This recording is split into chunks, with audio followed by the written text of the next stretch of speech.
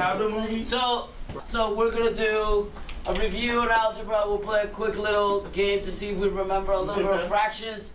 Christian McClary will tell you up front, going to school was not a priority of his. So I wasn't showing up.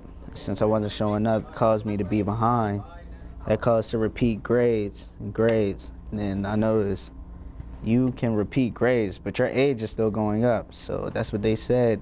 It's like, you know, you're getting a little too old for us to be here. After just too many missed days at school, Christian was introduced to the folks at the Latin American Youth Center in Silver Spring. I was very excited. It's there he started working with the Maryland Multicultural Youth Center and the Montgomery County Conservation Corps to get his GED. That's when the turnaround in Christian's attitude and outlook took a 180-degree turn. When I got here, I was like, all right, I was kind of quiet. I was kind of under the radar, trying to do my own thing. Then I realized, being around these people, I'm gonna have to learn how to speak up and talk to people the correct way, properly.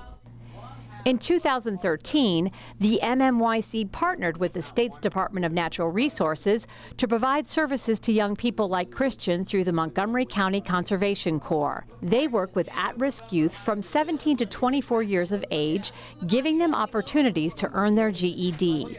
They also receive job readiness training, internships, and counseling. Every young person who comes to us is, of course, unique, but generally we work with 17 to 24-year-olds. They're coming with from low-income backgrounds, plus face additional barriers such as homelessness, adjudication, lack of familial support. And so when they come to us, we try and meet them where they're at and figure out where they're trying to go next. Corps members attend GED classes 3 days a week and work in county and state parks 2 days a week. When we caught up with the Conservation Corps, they were on site at the Pope Farm Nursery in Gaithersburg. So they're building footbridges, they're removing plants that are killing our trees, they're planting trees. So a lot of that is stuff that our parks need to, basically grow and become bountiful. What we do here, we provide all the trees and plants that are used in all the county parks. And we have so many reforestation projects going out there, and it's so labor intensive that we don't have enough staff to do it ourselves, and have them come in to help us. They not only help us get the work done, but they learn something of value that they can take with them. They're part of reforestation in Montgomery County. It's a free workout right here. Yeah. So here is really the experiential learning piece of the program, where they're able to come out into nature, in this case Pope Farm Nursery, and really put what they've learned in the way of environmental conservation. When they get to be hands-on and really see a project from start to finish, it makes them feel a part of something here in the county. Councilmember Craig Rice is a big supporter of the program.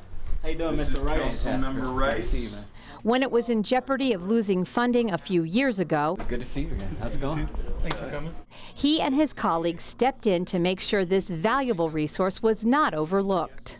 We in the council understood how important this was to a lot of our socioeconomically disadvantaged youth, some of our at-risk youth, when it came to getting them back on a sustainable pathway to where they could go and get their GED, where they could go and enter into the workforce and be self-sufficient. And so it was really something that we understood was very important for us, was a priority for us as a county, making sure that we take care of some of our most vulnerable youth. Councilmember Rice has taken a special interest in Christian and his quest to become self-sufficient. How are things going so far? It's going great. I'm studying harder, I'm getting it down, and I'm gonna do it. Know what it means to have and face adversity, even though there might be missteps in life, and that happens all the time. That happens for all of us. It doesn't matter, and you still pick yourself back up and know that you can still overcome anything. So Christian, he's now also a mentor. And Christian's involvement with the Conservation Corps has led to his own personal awakening. Ever since he started with us, he's been helping me with showing the other guys what we need to do. I mentor kids because, my parents, my dad in particular, father figure wasn't really around. So I was like, you know what, these kids are young. At an early age, I'm gonna be there for them. I'm gonna support them so they can know the right path to go down. I'm not gonna tell them what to do, I'm just going to tell them be cautious of the decisions they make and how they do it. On average, there are 300 to 400 students in Montgomery County who are served by this multifaceted program. It has an 80% attendance rate, and 90% of the core members have no further involvement in illegal activity.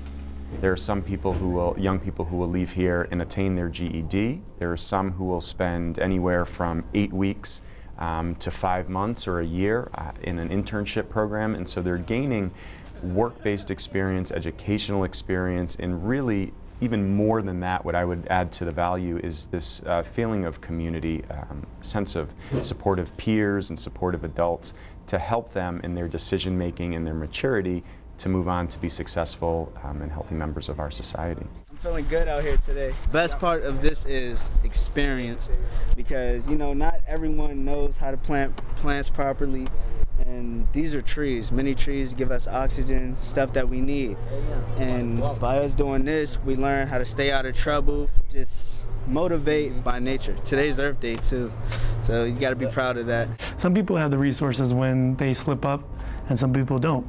And for our young people, when they drop out, they've actually, in their mind, they've become a quitter. But we remind them that they're not quitting, that they can get up and go again, and we develop that grit with them. Over time, researchers and educators have learned that a one-size-fits-all approach to education doesn't meet the needs of every student. Can we fix it? Yes, we can. And Councilmember Craig Rice says programs like this one highlight the need for alternative education options in order to increase student engagement and graduation rates. I'm looking at trying to expand the program. I'd much rather have these children here in this program than visiting them at Clarksburg Jail that I represent in Clarksburg. It really is important for us to make sure that we're prioritizing not the school to prison pipeline, but a pipeline from K to J, getting kids all throughout MCPS and getting them into jobs. That's what's most important, so that they can be self-sustaining, so that they can become taxpayers and future homeowners, and pass that on to their next generations. That's what this is all about. This really is about changing a trajectory. All right. Thank you so much. I really appreciate it. A trajectory that has brought Christian to a level of commendable ambition. First, I want to get my GED. That's first on my list.